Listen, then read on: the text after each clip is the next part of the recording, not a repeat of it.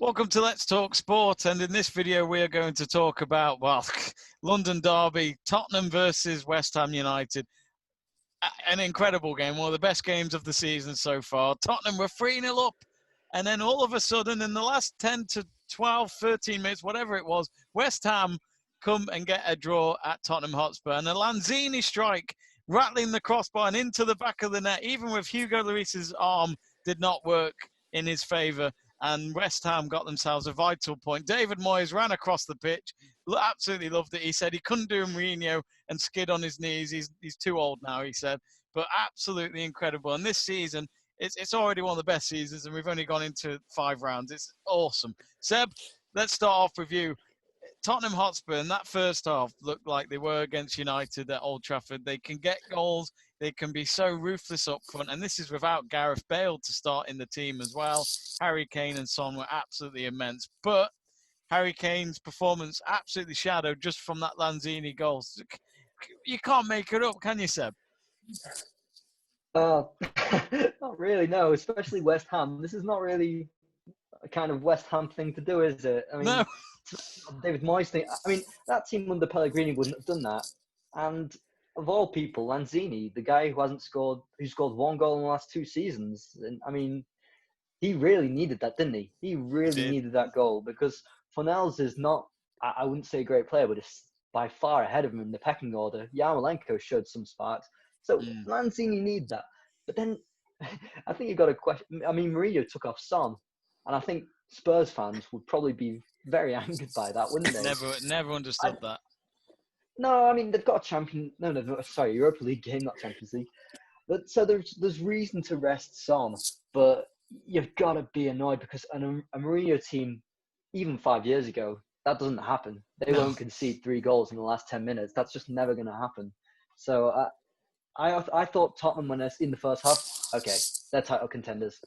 Now I'm not so sure.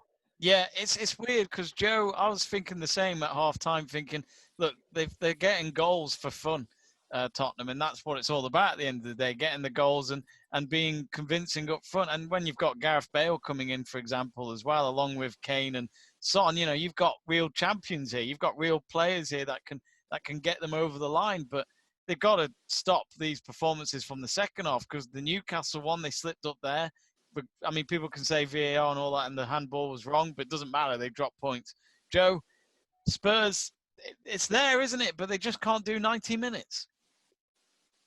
It reminded me of Liverpool a couple of seasons ago. Because we had like discussion back in 17-18. They had great starts to games, but then they petered off and couldn't play the full 90 minutes. I remember the debates a couple of times.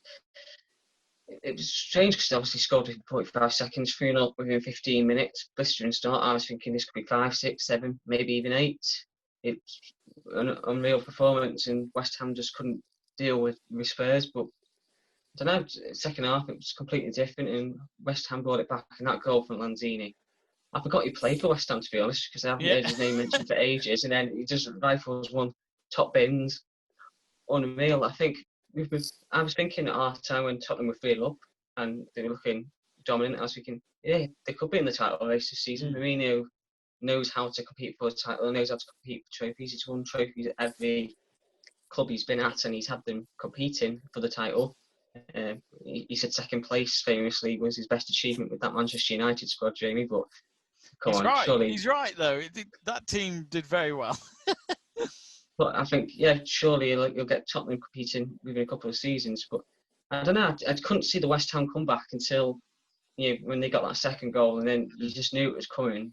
But who was going to get the goal? And Lanzini stepping up. There is an argument that Winks has failed in the build-up, but I don't know so much.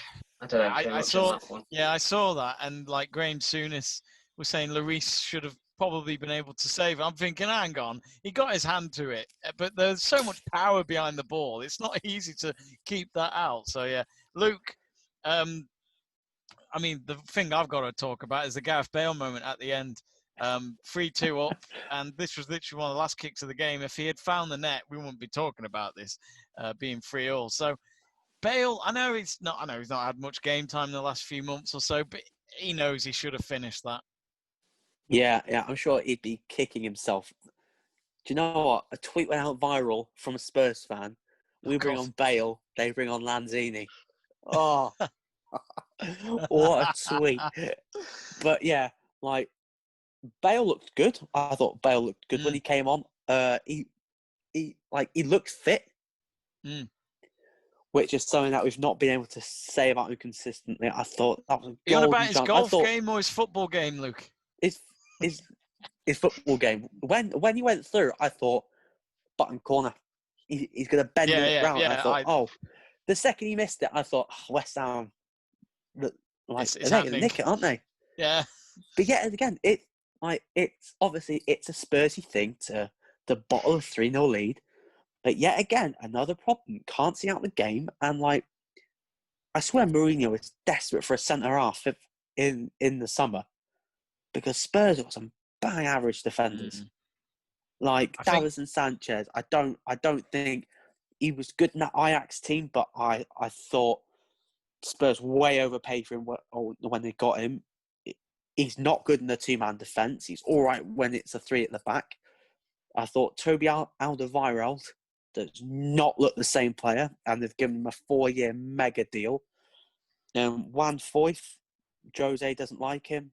He's trying to turn Eric Dyer back into a centre-back, which is ridiculous because he's a bang-average centre-back and he's a bang-average DM as well, as was shown in the international break when he got too easily spun around and obviously took out Romelu Lukaku in that England-Belgium game. So I thought Spurs is yet again, it's the same with the top 6. Well, maybe apart from City, needed a centre-half in the summer, a dominant leader, and that's something that Spurs have not got. Them losing a 3-0 lead, Jose will be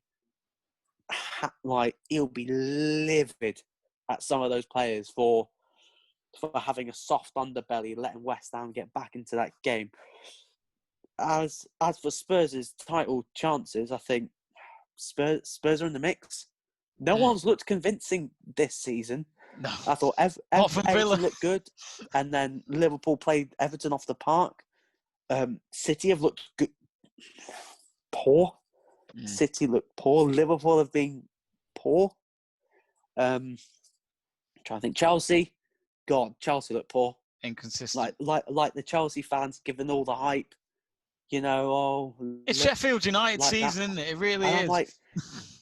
This is for someone who's not usually one of the big boys. This is a chance because all you're going to need to win this league is to keep your best players fit and to get a run of wins together. That's all it's going to take this year with the condensed season. It's who can keep their players fittest for the longest. Yeah. And so far, some of the top teams have already had injuries already, and Liverpool probably had the biggest injury they could have. So it's going to be a great season. Buckle up, people. Buckle up. I mean, I will buckle up. I'll join you in that seat. We'll share that seat. Seb, with West Ham as well, I think we've got to give them a bit more credit because they got a great result at Leicester a couple of weeks ago before the international break. And, of course, the result at Tottenham. So for David Moyes, I mean, he does get a lot of criticism. He would get that from me when he was at United. But, West Ham aren't doing too badly. Absolutely agreed, and I'm actually more shocked than anything else. In the second half, they had 56% possession compared to Tottenham. Blimey. So they're actually they can play. And one big difference is Souček. They've taken out, because Mark Noble, unfortunately, is a bit past. He can't run around like before, and that's what he did best, was just run around. And now that Souček's got a bit more control in midfield, Rice has dropped down a bit. They put 3 at the back. They're quite protective. And Cresswell, also, who's lost a bit of pace, going into a back 3, it works great. So Moyes deserves a lot of credit. And I rarely would have said that last season or even the season before. I'm not the biggest fan, but yeah, credit where it's due. And he's got players who have bought into it. If you look at Jared Bowen, for instance, when was the last time a West Ham winger really bought into a system that West Ham played? And Bowen is running the miles and doing the work for West Ham at the moment. So I think credit to him. Yeah, he's got a good thing in place there, and now they're in the top half, and they look like they can stay there.